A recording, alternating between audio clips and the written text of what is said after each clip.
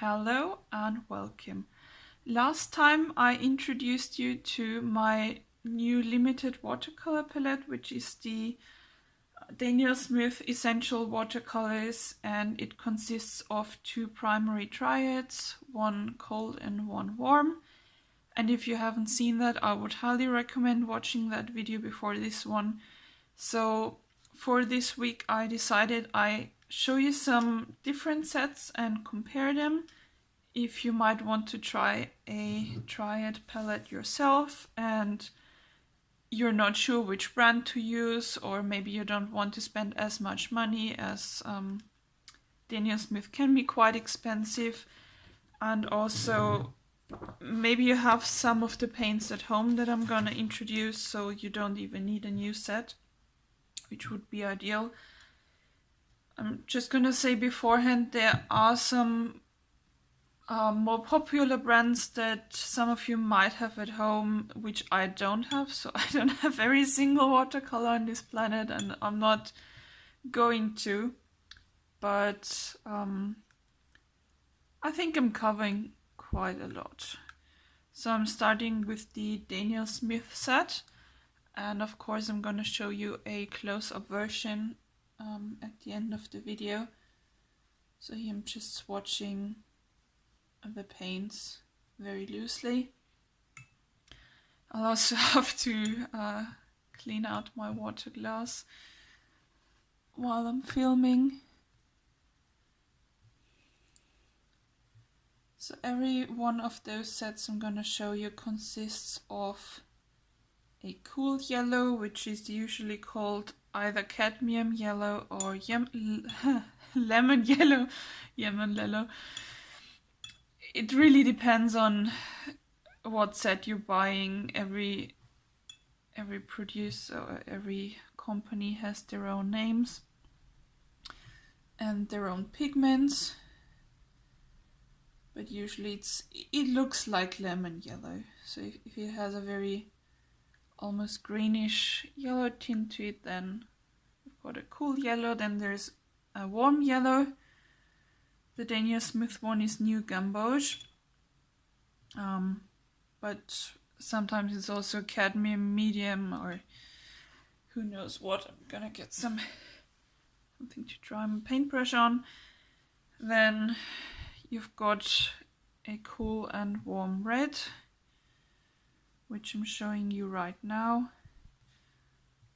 And what I noticed while making this kind of swatch sheet is that the ultramarine, or the warm and cool blues, always have the same pigment. You can see here it's always PB29, which is ultramarine, and also always PB15, except for two sets where I couldn't find the pigment numbers, but even then you can clearly see that I'm working with some sort of ultramarine mixture. They might not write it on the package, but once I get there you'll see it's still ultramarine. So now for the last blue shade, and then I'm gonna show you the Windsor Newton Cotman. So this was the Daniel Smith basic set. They all lay down very well, they are very vibrant, and this set, if you only buy those 6 tubes together, it's not that expensive. Usually Daniel Smith is a bit overpriced in my opinion, and you can get the same quality for a lower price. For example, Schminke is also pretty good, but I can highly recommend that set. But as I said, it's all covered in the last video, and I'm gonna get my other sets now. So here's the Windsor Newton Cotman. It's probably the biggest one. I don't know if there's a bigger one, and I've got that from my girlfriend ages ago. So you might have a smaller set. Most people have this one at home because it's pretty cheap. The quality is okay. There's some that don't like it whatsoever, but I think it's a nice mixture between artist grade and student grade. It's not horrible whatsoever. I quite like it, and you can get massive sets for a comparably low price. Also, if you're wondering why there's washi tape, there's so many paints and it's hard to distinguish them when they're dry, so I marked them before swatching, and I hope I got them all right, because several weeks ago I dropped the set and some of the paints fell out, so I hope the order is still correct.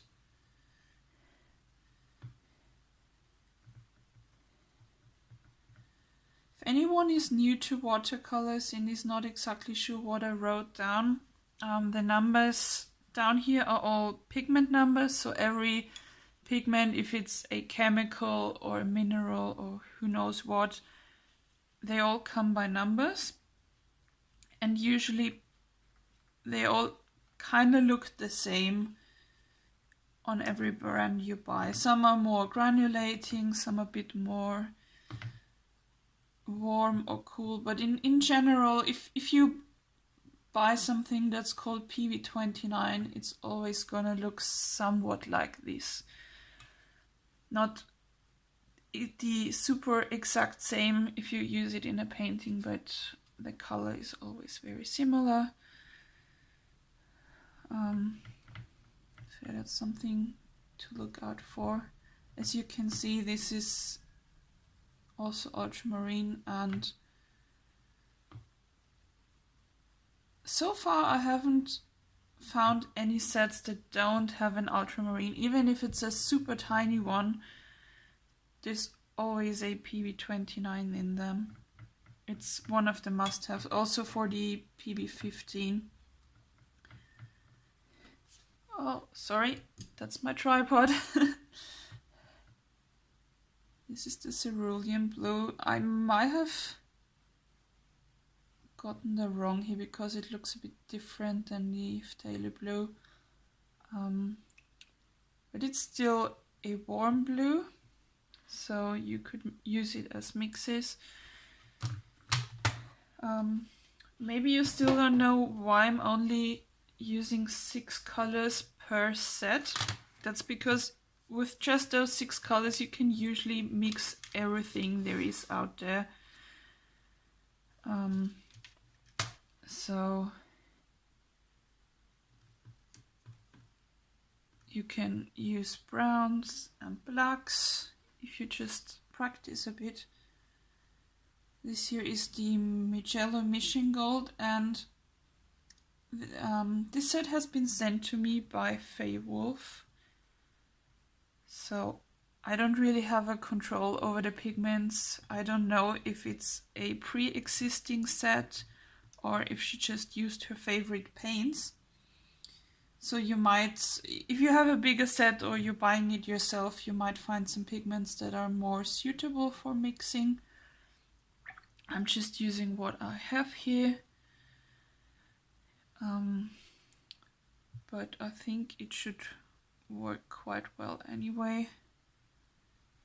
The Magellan are very pigmented. That's something, if you're used to European and American watercolors and you try out the Magellan for the first time, that might be a bit of a surprise. Because there's a reason why they called intense color, intense pigment. And even here, I'm not using more or less water than in the previous swatches, but just look at that difference. It's super dark red. In this case, I think I couldn't find the exact same red as in the first 2 sets. I tried my best, but yeah, it's not always easy. So this here is the ultramarine.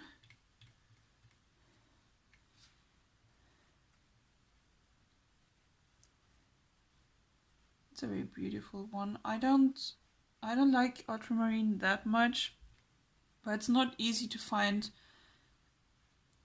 a substitute for that. There's like 1 or 2 pigments, and unfortunately I forgot their names. So I might write it in the comments if I remember. So what do I have here? The cerulean blue. Oh yeah, that's an intense one.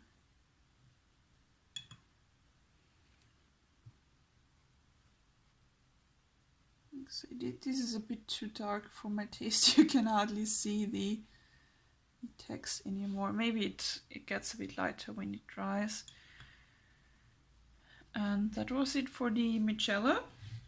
So I'm just switching to the second set that Faye Wolf sent me, which is the Shiiwoo watercolors. They're also from East Asia. I think that the Magellan are Japanese and Shiiwoo is Chinese. I don't know. So I'm just releasing the swatch sheet here. And in reality the set looks a bit different because this is a handmade set, but I think it's originally in tubes. So I'll give that a try.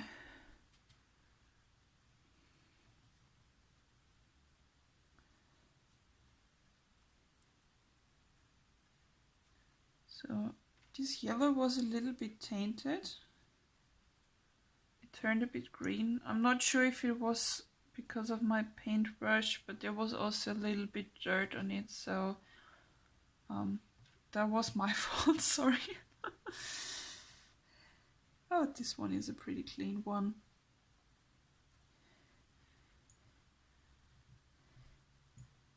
Now, sometimes you might not be able to see which pigments are in a certain paint, which will be in the Culture Hustle palette and the Kuretake Gansai Tambi, because they don't seem to put any pigment numbers on their sets, which can be frustrating. Okay, so this here clearly isn't a warm red. It's more of a purple color, but it's the closest I had. Yeah, anyway, what was I going to say? What happens if you don't know which pigments you have available? I would just try it out. If you don't automatically know whether you have a warm or a cool color, try mixing it, because I said that in my previous video. A cold or a lemon yellow usually mixes a nice green with sort of phthalo blue or cerulean blue, and on the other hand, if you want to mix a nice orange, I would go for those two, the warmer ones.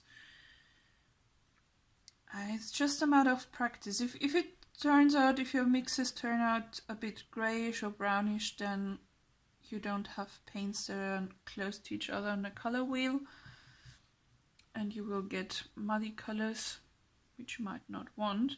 But on the other hand, they're also good for mixing neutrals. Let's say this one and this one, they would make good grays and browns. Okay, so this here is a very lovely warm blue. It's almost turquoise. It's a greenish blue. This here is the cerulean blue hue. Yeah, I'm just gonna quickly grab another set, the St. Petersburg White. Now, this might be the cheapest set that I have in all of those that I'm swatching. St. Petersburg White Nights is known for having a decent quality. It might not be the top-notch artist quality, but they're still very good, and they are cheap as heck.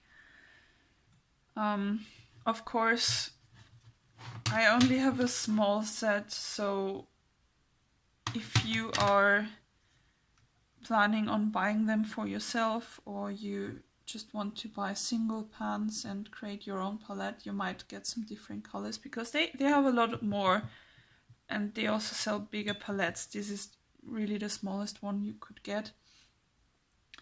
But maybe you find a different red, or maybe you want some pinks in there. Just give it a try. So here I'm really just working with the basics, and I'm trying to work with what I have. Please don't sue me. Maybe you've also been asking yourself why you would only want a small palette when you can get a bigger one and buy the pigments that you like. Which I would say I also really enjoy working with a big palette where you have all the juicy colors and you don't have to do a lot of mixing, because let's be honest, who likes doing that? But the first reason why small limited color palettes are good is because you actually learn mixing and you learn color theory, because you simply don't have another choice. The second one is you get very clear colors. So I don't know, it's hard to explain, but you always know what you're going to expect. If you're trying out a new pigment and you're mixing that, it might take a while until you know which colors you will get out of it. And with a limited palette, it's rather predictable, and you do have to work with what you have. The third reason, which is a big one for me, is you can take it everywhere, because the second one I showed you, the large Windsor Newton Cotman set, is massive, and I wouldn't take it on a trip or on an airplane. But maybe there's a brand you really like and you only buy 6 half pans or 6 tubes, and that's enough to make a great artwork. So it's good for beginners because you're learning, it's good for professionals, it's just fun. But on the other hand, I also understand why you would want a large palette, like the next one I have here. This here is the Stewart Sample Culture Hostel palette. It's called palette, it's the name of the thing. And this one doesn't have any pigment names, so I swatched them off camera and tried to match them with the other paints. So I hope I got it pretty close. But you're gonna see the paint Always, which is a cold blue. Looks quite a lot like the other ultramarine, so I'm very certain that it is also an ultramarine blue. Whoop.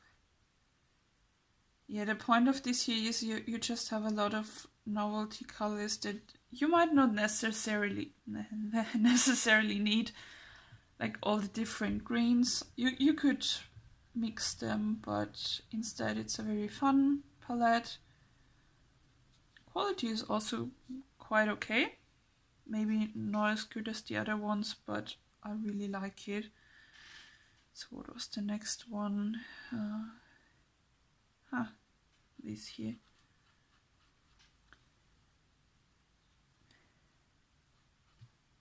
And all the different names have, all the different colors have names instead of pigment. It feels a bit like using a makeup palette. They usually have some strange names, or nail varnish. Those also come in some strange names.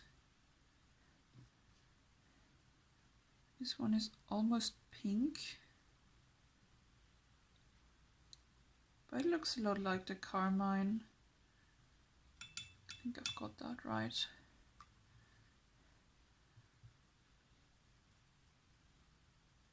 So there's not too much to say about the other pens. Usually ultramarine. This blue here, this bad boy, is granulating, which you can easily see here and here and here. So if you don't like that, there's two ways around that. Either you try getting a different pigment that is also a cool blue, or you get something they're called ultramarine finest. Some brands have that, where they just use a very fine grain pigment and the granulation is not as strong, but usually you will always get some sort of pigmentation. Granulation. I'm sorry, my brain is slowly stopping to work. Hey, maybe something else that I should mention, because some of you have been asking how I'm doing. My health is back to normal.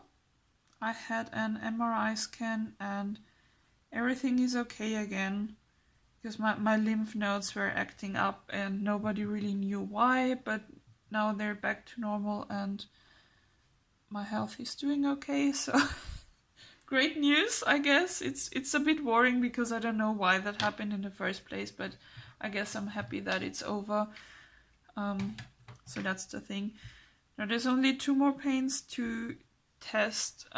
Just give me a second because I have to pick up the set. Yo, so here's the Kuretake Gansai Tambi. And the last 2 rows, they're kind of the special ones, or the unusual paints. This here is a bit unusual because, first of all, it's not what you might know as watercolors. They have a different binder that consists of 100 different things. Usually it's just gum arabic, and the Gansai Tambi, they're a mess. And they also don't mix exactly the same way as your usual watercolors would. So now just try to find the, here it is, the other yellow. This palette doesn't belong to me, so I don't really know where anything is. I have to try it out, but I think I found the right yellow.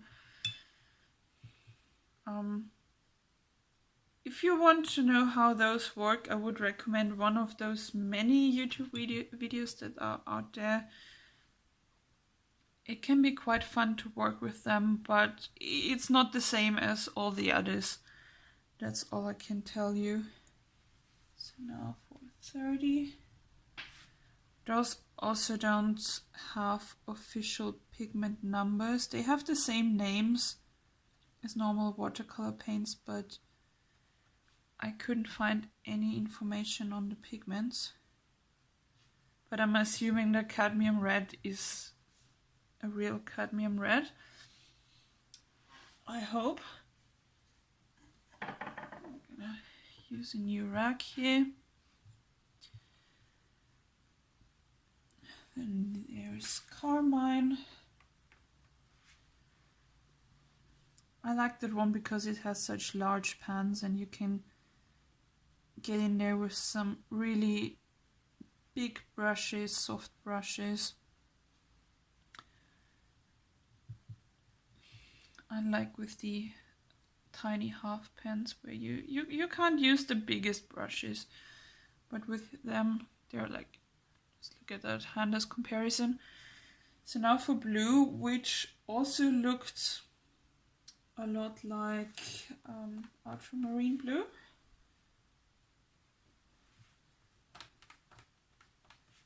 And it's probably also granulating, I can't remember. I would be surprised if it wasn't. So now for the last one. Some of you might already wonder why there's different pigment numbers in the last row, and I'm going to tell you in a second, because this is in fact not a primary set. It's a bit of an experiment, and I thought I would show you an alternative to the usual basic sets. Just let me put that away quickly. So here I have my, if I can open it, yeah, my Schminke palette, which is the top row. That the bottom row is just my, I don't know, my storage for paints that I currently don't use that much, and the semi-precious, which are a bit like the Daniel Smith Primitive series. Anyway, this here is a limited color palette, but it works in almost the same way as those do, because you can mix almost every color with those, but it doesn't have different yellows and reds. Instead, it has a brown and a green, which makes it a lot more easier if you, let's say, go urban sketching or you do plein air art, because those are the nature tones and you don't have to do so much work for mixing. And if you mix the blue and the brown, you should get, I think either it was blue or brown or red or green. Anyway, that's how you get a true neutral, like grays and blacks. And with those sets, you always need to mix 3 colors. Here you only need 2 colors to have a nice gray. And I will link you the blog post, because this is from a watercolor or an art blog. And the owner of the blog also made some different palettes with 4 colors and 8 colors. So yeah, you can give that a try. I actually like that idea that you have slightly different colors than the basics. Now the only thing I'm a bit sorry about is that I can't show you the exact comparison with Schminke, because I don't have the same pigments. So it doesn't really it doesn't fit the overall image. But I hope you're gonna like it anyway.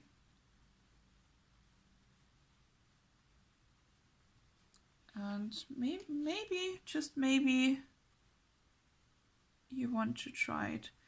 So luckily I found that the blue has the same pigment as all the others. It's also PB15, which I'm very happy about. I don't have a Schminke ultramarine, and I'm not going to buy one because I'm not a big fan of ultramarine, as I'm not getting tired of saying, and B, I have so many different versions already, so I don't need another one. And yeah, this palette that I'm having is a great example for just buy some pens or tubes that you like, of a brand you like, put them in a small palette and you can take it everywhere. And maybe if you don't if you don't like some pigments, like maybe you don't like how granulating they are, or maybe they're too opaque, you can also switch it out. Maybe some of the yellows isn't exactly your type, then you get a different yellow. Just be bold and experiment a little. Here, look at my rack. It looks so colorful. So the Aurelian, oh, I'm sorry. I mixed the yellow and the green. So this one is Aurelian Modern, and Phthalo Green is this one. So yeah, I did an oopsie. That was not really clever. I'm very sorry about that. I think it just got carried away because all the yellows were in a row, and I thought, oh, of course there's gonna be another yellow. Ah, silly me. Yeah, what else? And then there's Transparent Sienna, PR 101. It's not even a brown. It's apparently some sort of red shade, but it looks very brown. Now you have a comparison with a green and a purple and a brown. And you also know my favorite set as a small set. I think, I don't know, I kind of grew fond of the Daniel Smith set because it's so vibrant and it's so easy to use. But Schminke is still sort of my favorite. So I'm just gonna quickly walk you through that. Here you can see the granulation quite easily. The Culture Hustle and the, what's the other one? The St. Petersburg, they're a bit more opaque, almost a bit chalky. Not an awful lot chalky, but yeah, if you're used to high quality paints, that might not be so satisfying. And the most variation is usually with the reds, especially here I just couldn't find a warmer red. But that's it basically. Those are some different combinations that you can try, different brands that you can buy. I hope that video was helpful. If you have any more video suggestions or if there's anything you want to see, please leave some comments, because I'm not saying I'm running out of ideas and I'll probably ask a question every time, but I would rather make something that you are interested in instead of something that I would believe is helpful, if that makes any sense. So if you have any special requests, don't be shy, just give me a texto. And yeah, that was it. And see you soon. See you next week. Have a great day. Bye bye.